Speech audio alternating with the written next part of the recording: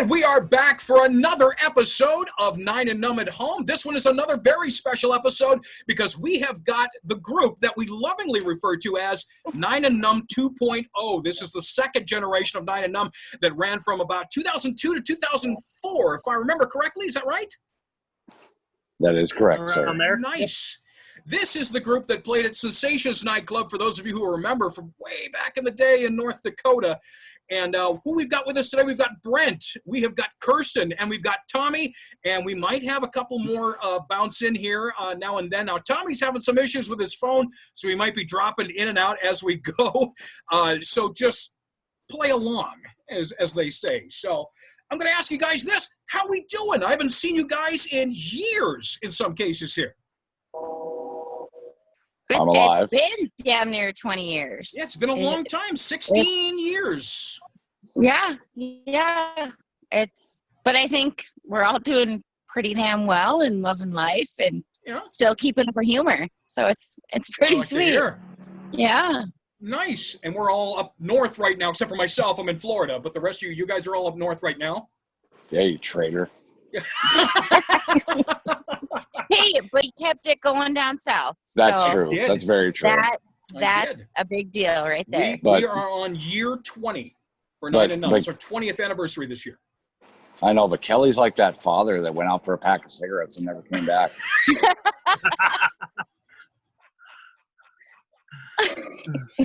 I've heard that before. Yes, I've heard that before. I have a tendency to ghost a little bit. So one of those things. So anyway, go ahead. I'm just saying that because I miss you. Oh, I miss you and your beard. The new beard. Brent. Yeah. When they have Nine and Numb for the what's the Halloween show there, Kelly? Rocky Horror. We're still doing Rocky Horror. Yeah, let's trek on up to Grand Forks and we're gonna go do Rocky Horror. There you go. We don't have to do it, but we're gonna be there and support it. And yes, I will wear my Speedo. What? I still got a good body. Can't wait for that. You still have? Yeah. And then you had one to begin with? I had an awesome body, Tommy. You can't lie. I saw you eyeballing my shit. Well, of course, but that was for other reasons. Well, until you got to reach around tickle, and then it was game over. But I won't say who did that. Well, it's not really a reach around. It's more like a reach around pinch. Oh. Well, this is very educational. I almost don't want to ask what's the story behind that, but Kelly, you did say this is Nine and Numb 2.0. We were all about dick jokes. That is the truth. That we were talking about this earlier. Nine and Numb 2.0, the second generation of Nine and Numb, without any shadow of a doubt in my mind, was the most adult-oriented troupe for sure. Mm-hmm. This is the one that we would get in trouble with a bar owner. Yes, we did. How raunchy do you have to be to make a bar owner? At the El Rocco, we did. No, the guys at the El Rocco did not love it. We did a show there, didn't we? Yeah, you remember I made that crack about chewing off genital warts? Yes. Yeah, they got a little upset. I was working there at the time too, man. Yeah, good times. I was working there. Oh, well. But yeah, no, The thing with 2.0 is we would say shit like it is. Yeah. And I think it gave people a certain freedom to say shit like it is. Yeah. So I like to look at it as a positive. That's true. We educated people on speak your fucking mind. Who cares? Actually. I don't know if you can say the F word on YouTube. You can say it. Go ahead. It's fine. 2.0 can be summed up in one sentence. What's that? Hot Velveeta sandwich. Oh, God. For our viewers that are just checking this out, this was for sure, as we mentioned earlier, for sure, Nine and Numb 2.0, the second generation, was without a doubt the most adult version of the troupe. But you helmed that. I did. And clearly we haven't changed. It's on me. No. That was on me. No. We're all a bunch of petulant 12-year-olds. for sure. I was talking about that with a colleague today of my brain does not come out of dirty zone. So clearly I'm much more immature than everyone else I work with. 'Cause anything you say, I will make it dirty.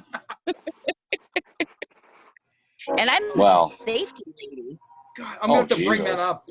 I'm going to have to bring that sandwich thing up with Dawn and see if she either A, remembers, or B, totally remembers and then starts beating the hell out of me again. So. I honestly, I'm going to say she's going to remember that because you know how women's memories are. Mm-hmm.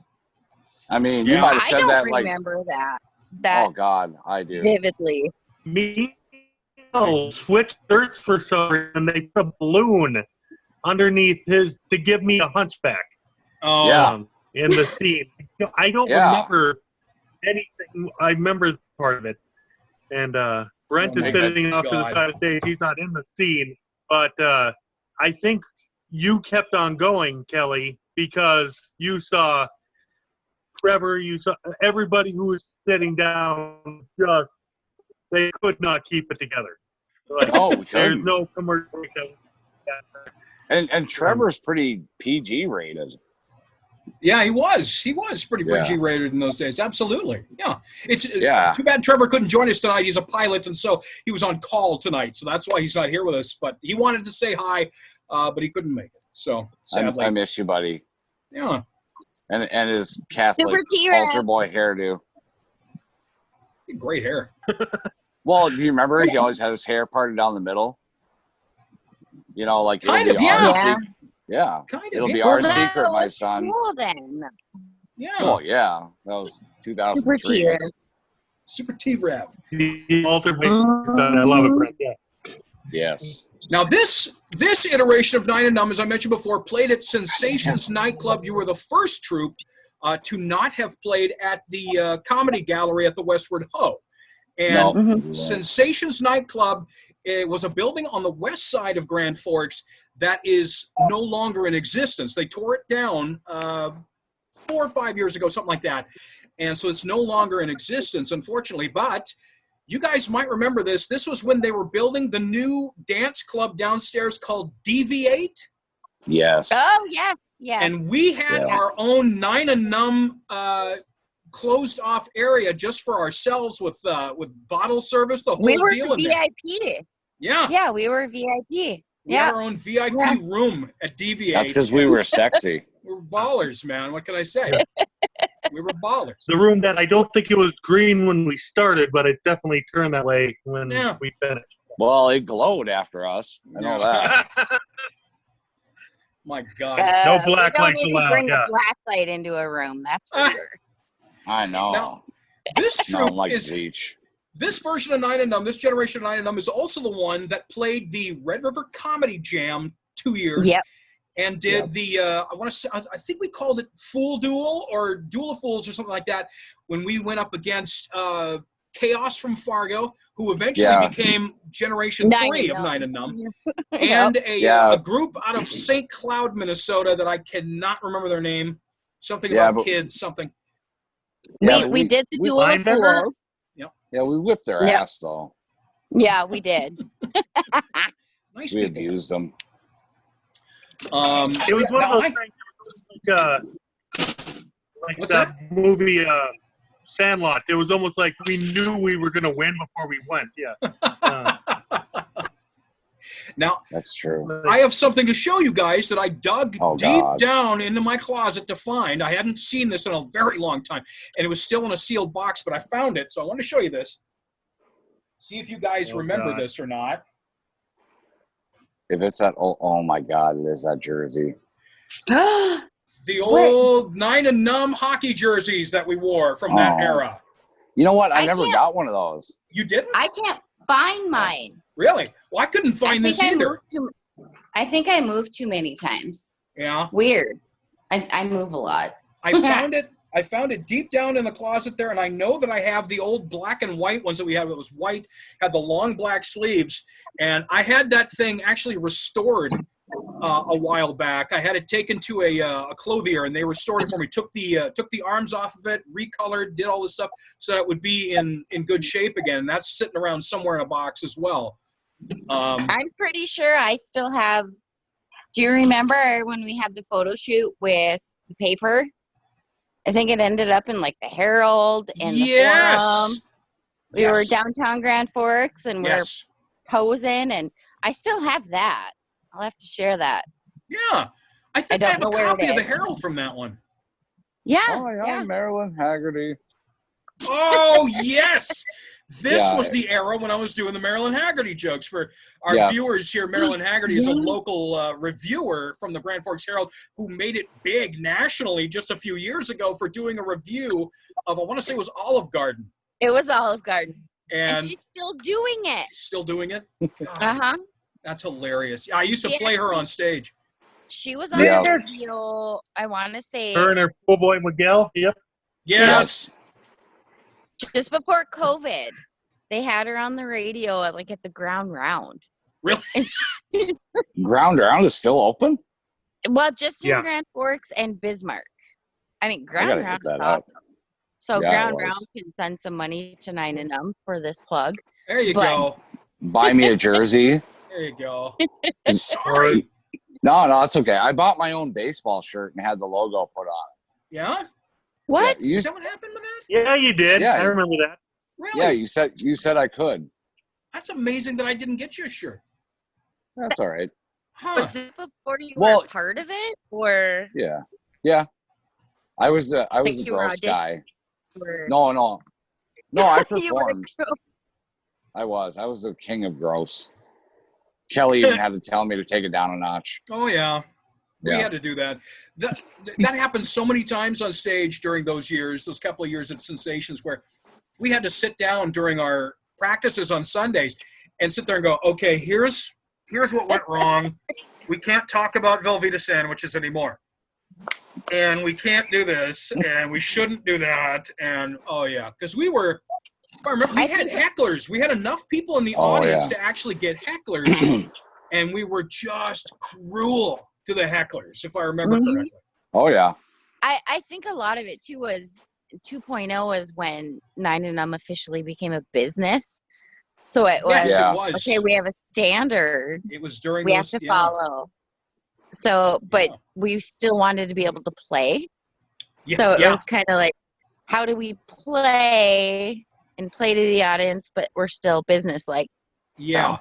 Because in those days, much like in Generation 1, in those days, our audience was made up mostly of college students from the University of North Dakota. And so, by default, the suggestions we got from them were just, whoa! And so, we would try our best to try and stay clean. Like I would say this before the show, we'd gather in the backstage room there and just be like, all right, tonight, guys, this is the night. Tonight's the night that we're going to go pro. We're going to be real professional up there, and we're not going to, and then we'd get 3 or 4 in. Yeah, that lasted for a while. But no, you would do that, and then you would turn around and we give middle fingers and laugh at you. Pretty much. Pretty much. That's how we're going to go out and have fun, and we're going to drink beer, and we're oh, yeah. I'm going to polish my crown. Because if I remember correctly, I think part of our payment for working at the club in those days was that we got a 24-pack of beer or two packs of that, and then that was part of our payment. And so we took that on stage and just popping beers as we're playing, drinking on stage. And was that the era, maybe somebody can remember this, was that the era we invented Nine Wine, or was that from before? Nine Wine, no, it did. Yeah. When we went to a local vineyard I totally forgot about Nine Wine. In the Kmart mall. Yes. Yeah. And we had our own brand. Okay. Kelly, that stuff tasted like asshole. Well, that was on purpose. Ugh. It was on purpose because we designed the damn thing to have more alcohol than any wine should. And we were assholes of, why are you buying this wine? Yeah. I think I designed the label to look like it was a brown crumpled up paper bag. Yeah. There's something. Yeah.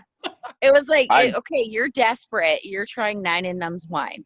This is Wino Supremo is what this is. This is for living under a bridge and hosting parties under their bridge. I remember when you gave us like those plastic cups with this shit. And I'm like, oh, free liquor. What the fuck? I thought you liked me. Yeah. Oh. Yeah, the 9 Wine, and I think we had our own cigar for a little while too, didn't we, Tommy? Yes, we did. Yes. We had our own. When I had the cigar lounge, Yeah. we had a Nine and Numb cigar for a while there. Yeah, we were starting to branch out in those days with the merchandising and shit, and we were selling shirts, selling stickers. Yeah. Go ahead, Brent. I still say we should have had Speedos. Yeah. Oh well. did.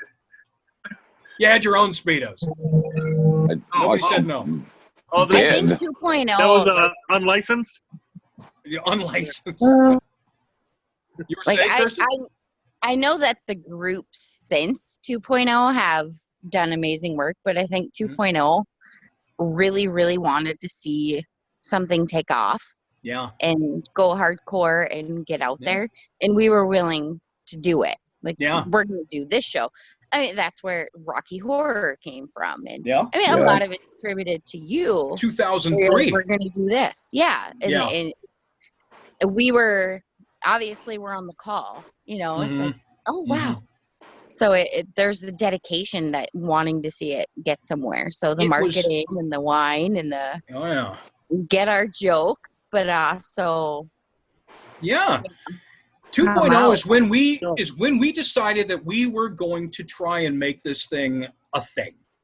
Yep. And from there it blossomed. So this is where the seeds were planted to become something what it is today, really. The seeds were planted then and blossomed into it now. We did take a short break somewhere around 2009. Nine and Numb took a short break and then fired back up again in Tampa. And we've been going straight since 2011 with the same group of people since then. And so, but yeah, 2.0 is when it really started to gel because before that, the people who had actually started the troupe, the first generation, they were the ones who really planted the seeds of what Nine and Numb would become later. But then when that was over with, we went to this new group, and that's when we really started to take it seriously. I think it's the best way to put it. We started taking it seriously at this point. Yeah. We went on tour. I think it'll give people that do this, though, a confidence that start something, you know, and 20 years later, it's still going. Is it on TV yet? No. It's not on TV yet, but it might. We're on YouTube. But we're also, I mean, that counts. Yeah. No one has TV anymore. The YouTube and all that stuff. So 20 years later, we're possibly getting a radio show as well, which is coming up. I'll have more details I'll have more details about that for our viewers right now. We're going to be getting possibly a radio show later, and I'll tell you more about that later. Well, you have radio voice, so yeah. You do, Kelly. I used to work in the radio. You have a face for radio, Kelly. I do have a face for radio, don't I? Perfect for sitting in the dark behind a microphone. You know, Kelly, there's people that go to jail for that sort of thing. Yeah. Just saying. We'll leave it there. So now I got to ask you guys this. Since being in Nine and Numb, have you continued in any way with improv or acting or performing in any way? I did a little comedy thing with Tommy. Okay. And this one really ugly guy. Is it like the Ugly Guy movie? Like what? No, this was the ugliest fucking man I've ever laid eyes on. And he was ginger. Porn. Oh, there were two other guys. Yeah. Tommy, what was that guy's name? Don't say his name because I don't want people to get mad for mentioning he was the ugliest effing guy you'd ever seen. Okay. We'll just call him Ugly Guy. Well, either one of the guys, their names begin with an A. One was a larger gentleman, and one was a skinny gentleman. So we had our own little Laurel and Hardy going on. I'm talking about the fat fuck, by the way. Hardy and Tommy and Brent. That's pretty much what we had going on. Yeah. I'm afraid of what I'm hearing about. As the only female on the call, you know where my mind went. We talked about that before you got here. Kelly got it. Fuck. And I don't know. So I don't even know where to go with that. But Kirsten, did you do anything on stage after Nine and Numb? Or? I went here and there, and I think you and I had tried to discuss, hey, I'm living in this town. I want to do it. I'm living in this town. What can I do? Mm-hmm. And it's tough. Mm-hmm. So to be able to get people willing to get up there and to just be vulnerable and be themselves and do that shit. Yeah. It's hard. It's not easy. No. As I mentioned in another episode that we had with the Fargo troupe, Nine and Numb, since we started in 2000, Nine and Numb has had over 150 players come and go. So crazy. Really? 150 players have come and gone over the last 20 years. Well, I thought I was special. Fuck that. Yeah, other than the first 9, I've auditioned every single one of them. And Kirsten, you are special. Because I found out tonight you can get fired. From Nine and Numb, you can get fired. I found that out tonight. Yeah, I never knew that. No. Gosh. You never got fired. We had a conversation beforehand of how there were some folks that I had to let go from the troupe over the years because they weren't quite cutting it on stage and they weren't showing up to things and what have you and stuff. And then Brent was very happy with himself because he's like, I didn't even know we could get fired. I made the cut. He's like, like, yeah, you were fine. You were just fine. I guess I've seen a person kind of get fired. Mm-hmm. It's like you were there for that one, yes. Yeah. At a local restaurant when I had to sit the person down and have a conversation. Yeah. And it's never easy. It's never easy. Time, I was like, I didn't, and I was waiting for it. I was no. I don't wield an axe when it comes down to it, especially nowadays. My God, I am so easygoing nowadays. It's like, oh, you got to take 6 weeks off? Go ahead. You know, things were different because I was in my 20s back. We were all kids at the time, and and as we mentioned before, we were all so damn set on this being a serious thing that it was like, okay, we have to make sure we have the best of the best only on stage, and we have to make sure that they are committed, and you know, and so that makes you feel better. You were fine, Brent. You were fine, Brent. So you never got fired, Brent. You're fine.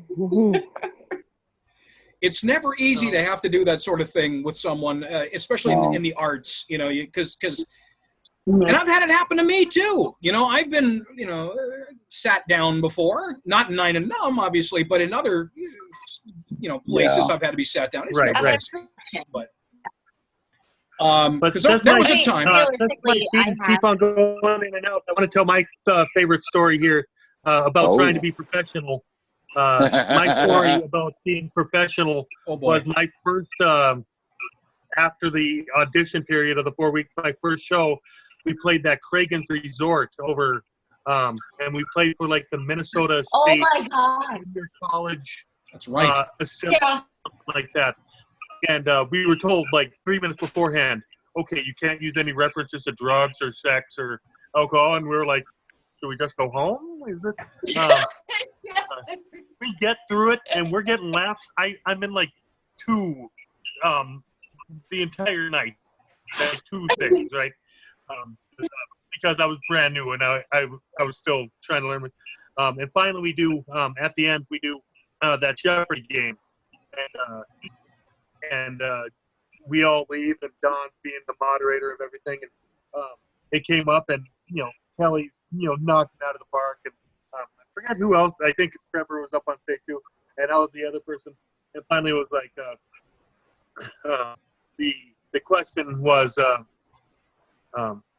easy cheese, and my answer, and I thought we were not going to get paid for it, was my answer was, what is a Wisconsin woman? Nice. God. Oh. And then he bounces out. My God. Yeah. I thought that was just at that point that I wasn't going to get. Like, I thought I ruined it for all of us. Nice, Tommy. Yeah. Nice. It was a tough. I remember that trip because we were on our way out to Minnesota to do it. We'd all packed into the van, and we're going to go on show out in Cragen's Resort in Minnesota there, and it we was had cabins. We were in we had cabins. Yeah, we had our own cabins. Yeah, we all had we were in that resort. Yeah, it was awesome. And I remember we had to pick you up at an exit off of I-29. Was this thumb out? We rolled the van up, and there you are with your car.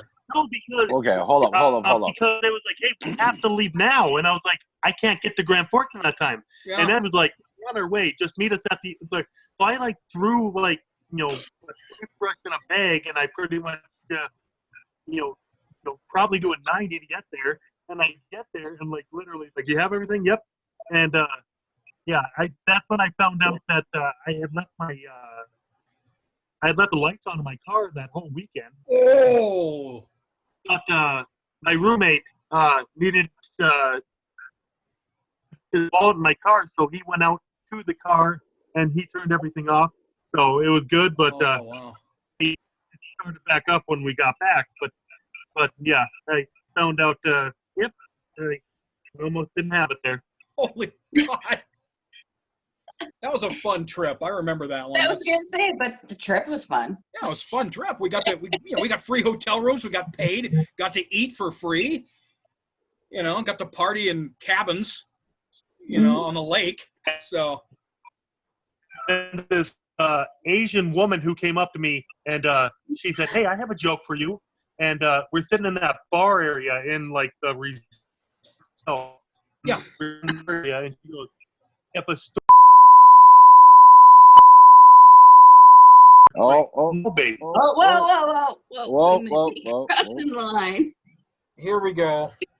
And oh, yeah. We all looked at each other You guys do that, I'm going to pee. I'll be right back. You shake it more than 3 Asian times, woman. you're playing You're with going it. to stare at my ceiling. I'm going to go pee. Okay. Oh, my God. So, yeah, let's not tell that joke. Holy Lord. God. Yeah, good call. So I'm going to ask you guys about what it was like. I had no idea. And we all know the answer. Oh, my God, Tom. Tom, no. So It violates guidelines. So anyway, we're going to talk about what it was like to be on stage at Sensations. If you have any memories of being on the stage there, and what it was like working with the kind of crowds that we were getting in those days, because we were getting some pretty good crowds back then. Yeah. We were filling that bar up like crazy. Well, we had regulars. We had regular. Yes, we did. Groupies is a better word. Yeah, that's an even better word for it, because we did have groupies. Well, yeah, because there were people that never missed our shows. No. Yeah, and they would come out to every single one, and they'd sit in the same spot, so we knew where to find them if we needed to get a suggestion for a game, and nobody was talking. Or give them a lap dance. Yeah. It's North Dakota, so people tend to not want to talk too much, but we knew where to look on the stage to find them, and there they'd be, and so we'd be able to work it out with those guys. But this troupe, I have to say, had probably some of the best crowds that we had up to that point. Now, the first version, Generation 1, we used to get sold out every single Tuesday, and then we carried that over to Sensations for a while, and then 2.0 started, and we started getting big crowds again. It started really moving it up. But yeah, can you remember anything about what it was like being at that place, being at Sensations now that the building's gone, if you can remember anything about it? Oh, yeah. It was exhilarating. And it had kind of a family feel being on stage with you guys. Mm-hmm. Because I could be myself. I could be as gross as I wanted to be. and instead of judging me, you guys would laugh. I loved it. And so would the crowd. It was hugs. Oh, yeah. Huh. Yeah. The people in the audience loved it too. Honestly, though, as gross as I ever was, some of the audience members were way worse. Oh, way worse. Oh, my God, the suggestions we get. Realistically, we asked them for suggestions. But every time you'd hear, porn star. Like, what? Bald kitty. Yep. That was one we constantly got, was that one. Yep. Yeah, I think more than a few times the audience would shout out, do the scene naked. Yeah. And we're like, no, you really don't want to see that. I was going to do that once, and then you yelled at me to put my shirt back on. Probably. Yeah. Knowing me, I'm sure I was probably like, this isn't shirts versus skins, man. We're just playing. Oh. So. Well, I took it literal. Weird. I think my favorite is when Billy wouldn't be there on time, and we'd have to go get the key and go. Oh God, yes. And up that stairwell. You guys, and open it up. You guys. Kirsten. What? No, that was Billy. Oh yeah, yes, yeah. Billy was the guy who owned the bar with his brothers, and Billy was a character in and of himself. Billy was. I have done impressions of that guy still to this day, so I don't know if Billy's watching. I don't know if he's still around, but Billy, it's all in love. Was he the guy who looked like Jimmy Buffett? No, he was the guy who looked like Ron Jeremy. Yeah, I was going to say Ron Jeremy, but that's right. Yeah, the hair and the mustache. Even creepier. Yeah, he had that skullet going on. What's that, Tom? Okay. Oh, that was like, that's the one reference. It's like, he looks like Ron Jeremy. Everybody's like, yep, that's it. Yeah. Nope. I had known Billy for years, and when the Westford Ho closed down during Generation 1, he was the first guy I went to get the show back up and running again, because we didn't even miss a beat, because the Ho closed on, I want to say, a Sunday or a Monday night. We were on stage by Tuesday. And I had known Billy for years because I partied with the guy, because Billy parties with everybody. And so he used to come to my fraternity, and we would drink, and he always had because he owned a liquor store as well, and so he always had these little bottles of alcohol in his pockets, and he would throw them at people and whatever. And at that time, he must have been, well, probably my age now. He must have been 44, 45 at the time. I mean, he must have been. He knew how to market. He knew how to market for sure. Oh, my God, yes. And, yeah, because I remember in those days, he had me come up and be the MC for his bands, too. So I had to work 2 nights a week. I was doing the Nine and Numb show on Tuesdays, and then Saturday, and Friday and Saturday, I was doing his MCing for the bands. And then he tried the comedy club for a while, and I was the MC for that. And then, so he had me working in order to keep Nine and Numb on stage. The amount of shit I had to do just to keep it rolling was... I didn't know that. You didn't know that? I didn't know that. He had me working to keep this show on stage. Were you paid for it, or was that your finger up the butt sort of stuff? That was more or less that. Yeah, it was you want to keep your comedy show on Tuesday? Here's what you're doing. Even though it would bring in the revenue that it did. Yeah. Yeah, that would never happen now. Well, you should let us know. Didn't he do like a $5 cover or something? In those days, when it was we were $5. there? I think it was $5. Yeah. Or we had like a canned food thing in the beginning. Yeah, that was a holdover from Generation 1. In fact, we used to say if you bring a canned food item, you're going to get in for $2 or $3 instead.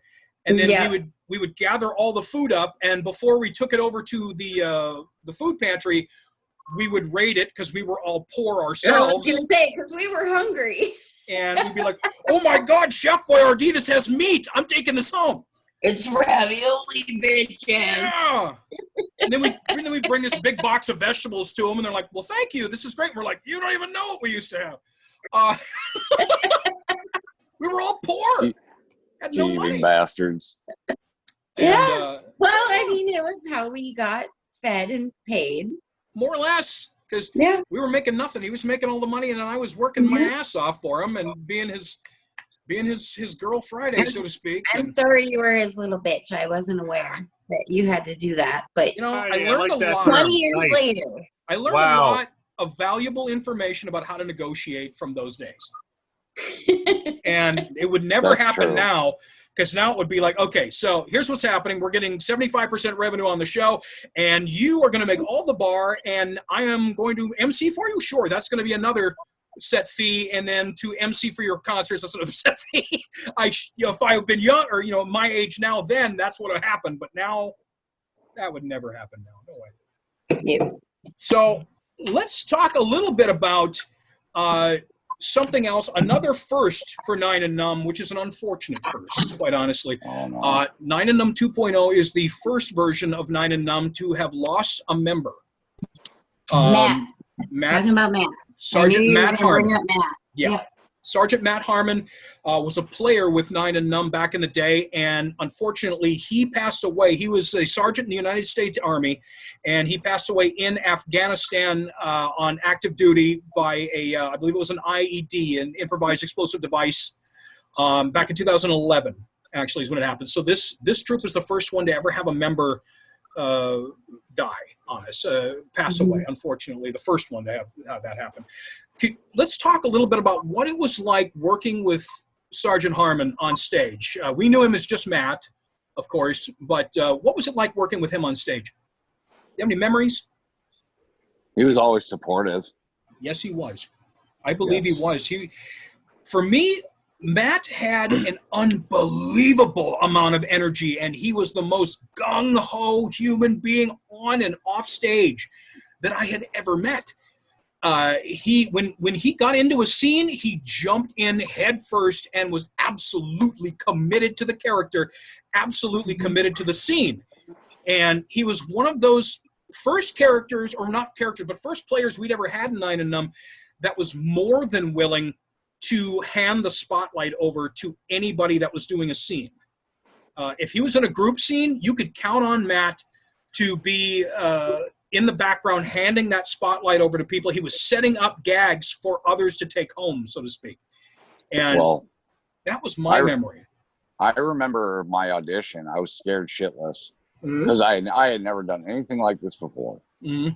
And, you know, like before you had me come out and do my thing, you know, he was like, hey man, just relax and just let things flow. And, you know, go with what your gut tells you to say. He was dad. Yeah, So, in many Kelly, ways. Matt was dad. Yeah. So Kelly, you can blame him for the gross stuff. Yeah, he had a sense of humor that ran right along those lines, for sure. My biggest memory of Matt, and if you guys recall, Derek and I got engaged on stage. That's right. This is the troupe where we had an engagement happen on stage. Yeah, because I remember he did it, and then I heard you in the back going, "Holy shit!" Because I didn't know what was going on. I remember. Huh? I had no idea. Me neither. Weird. Well, of course you didn't know, but I think somebody had talked to us about it, and me being me, of course, before a show, I'm like, okay, okay. And off I was running to get things done. Yeah, but had to light the candles. I remember Matt, but eventually I learned that Matt was talked to it. Hey, you need to be a part of this skit. This is what you're going to do. And he contained himself. He was dad. Okay, this is my role. This is what I need to do. This is what I'm going to say, what I'm going to tell you. And then he could be a goofball. Yeah. He was always dad. He was a hell of an actor as well, because he used to perform at the University of North Dakota's theater department. He performed in plays there, and boy, he was so good on stage as well. And so you could count on him. He had it all. He was one of those, and he could play guitar like you wouldn't believe too. He was our guitarist on stage. His singing, holy shit! Now, my favorite memory of Matt is a little bit off kilter. We were doing the Halloween show. What's that? I was gonna say you're going mousetraps. Mousetraps? No, I don't. There's a few memories with mousetraps with that guy. Yeah. Oh yeah, but this is when we did a Halloween show and we were all dressed in costumes. And I had set up jack-o'-lanterns on the edge of the stage that were filled with water and had dry ice in them. And somebody in the audience said, I dare you to put your face in there, ha ha ha. And then I'm like, wait. And then he stuck his face in the water with the dry ice in it, pulled his face out, just beat red, burnt. He's like, oh, I'm like, dude, don't stick your face in there. Oh my God. Oh my God. Laughed about that for days. God. That He poor stuck his guy. face in dry ice. In dry ice water. And it just... Kelly, do you remember what the scene was? I can't remember what the scene was, but it was you and him, and he was doing the voice of Pikey, and you were Elmo. And Oh, God. Yeah. I can't remember. And then Trevor came in. Oh, it was that where you can only say 3 lines. Yep. It is.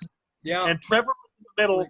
He was only doing like the Pikey voice, and they're like, but it was just brilliant. So like you combine like 3 different games in one, and it's like I never like nearly passed out laughing, but to the point that I don't remember the scene all that well. Yeah, I just remember it's like his biker was amazing. Yeah, it was. It was like I just remember the first time that it happened. It was like, yeah, somebody do Pikey, and then somebody in said, do a lion cat or a thundercat. Sorry, and Lion-O. And what am I gonna do that? Yeah. And then you just said the word snarf at the end of everything, and that was the cue to that one. But, Oh, God, yeah. Yeah, I remember that. I was telling the other guys here, Kirsten, about how we used to have Beat the Chicken on stage. Do you remember that? We had a rubber chicken on the stage. I remember Beat the Chicken. I'm sorry, I'm getting the alert that my phone is too hot. And I'm like, why? It's the bikini. I'm not even in a bikini. Oh, I don't know. I just, my Wow. It's the swimsuit. Yeah. And my phone, it's too hot. We're not going to charge you right now. I'm like, I'll call back in on my other phone if I have to.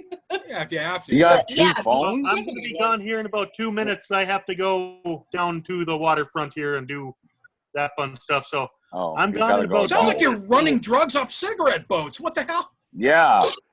That's what you are, Tommy. Gotta go You down are to the Pablo waterfront real quick and do my Escobar. thing. You know Yeah, my thing. And Kirsten's got 2 phones. What is she, slinging dope? I'm slinging safety, bitches. Nice. Weird, right? There you go. Slinging OSHA But violation. beat the chicken. If a game was dead, you beat the chicken. Hit that chicken, make it end. Fucking chicken. It's dead. It's done. Now, do you remember this? Because we were so dirty on stage during this generation, I introduced a new thing for only this generation. We never did it again. Well, maybe we did once. But this was where if you got too raunchy in a scene, I stopped the scene, made you put a paper bag on your head and apologize to the audience for what had just transpired. Kelly, don't lie. You invented that for me. I don't remember that part. No, Kelly invented that for me. Well, you and Phil. I used to make Phil fun all the time, too. Phil wasn't that bad. He had his zingers. moments. Yeah. Oh. Well, we all had our moments, though. Good Lord. Yes. But hot Velveeta sandwich. Easy. Exactly. So anyway, well, since everybody has to get rolling here, we're going to go ahead and wrap this up a little bit. So I'll ask one last question, and then we'll call her a night here. So the one last question is, since leaving Nine and Numb, how have you used your experience as improvisers in your jobs or in your everyday life? Okay, well, Yeah, go ahead. no one else spoke up, so I'm going to do it. Yeah. So I'm a safety lady. Like my job is workplace safety. Mm-hmm. And you have to think on the spot, but you also have to have people trusting you. Right. But you have to be able to get them. So if I have to use humor, which sometimes is inappropriate, weird. No. Weird. You know, that damn HR thing. It's weird. Yeah.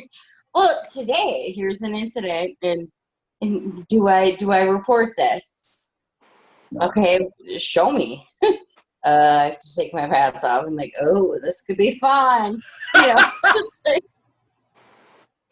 There's an HR nightmare. I got to take my pants off to prove this. right. Nice. But Okay. there's a level of when you do improv comedy and you have to think on the spot, there's a level of connectivity you get with people that most people cannot grasp. If you're capable of, I have to think of my audience, who am I working with, what am I doing? Right. You learn so much about what that other person is thinking, what they're doing, that body language. Absolutely. The positivity that comes out of you as a person and what you can do is remarkable. Yeah. When you think about it, when you're around people like that, if you take that extra half second to really consider what's about to happen here, when you start anticipating a little bit of what's about to happen in any conversation, it does wonders. It really does. So improv does help. Brent, have you found that to be true, or? Yeah, it's most definitely helped me read people a lot better, so that way I can, determine how to approach somebody with an issue. Like when a client brings me their hardware and they say they want something done, well, it's not just doing that one step. There's 12 steps before that. So, some people you just got to be direct. Some people you joke with them. Some people you kind of have to pussyfoot around with them. Pardon the language, but at this point, pardon. I haven't said pussy yet, so. Pussy. There you do, and there she did. Great. Thank you, Kirsten. You're welcome. Still backing each other up. Yeah, see, there's that support. Still backing each other up. Yeah. Anyway, so all right, guys. I'll come hug you. I want to thank you guys so much for being a part of this episode here. Nine and Numb's 20th anniversary for 2020. We've been at this for 20 years. Woo-hoo. And this has been the Generation 2, the earliest troupe that we have talked with yet up to this point. We're the dirtiest troupe. And also the dirtiest troupe for sure, which is good, and, that's fine. I've got current members of the troupe right now who are probably going to watch this and say, what? He allowed that kind of stuff? Yeah, not anymore. No, but not in that level. But anyways, thank you guys so much for being a part of this. I appreciate it. For our viewers, our next Nine and Numb show is going to be on July 24th online on Facebook Live. It is called Nine and Numb, the Second Wave Summer Jam. It starts at 8 p.m. and you'll see it on Facebook Live that night. So without further ado, again, thank you to those who have participated. Poor Tommy's gone, but thank you, Kirsten. Thank you, Brent. We will talk to you guys a little bit later. Miss you guys. Miss you too.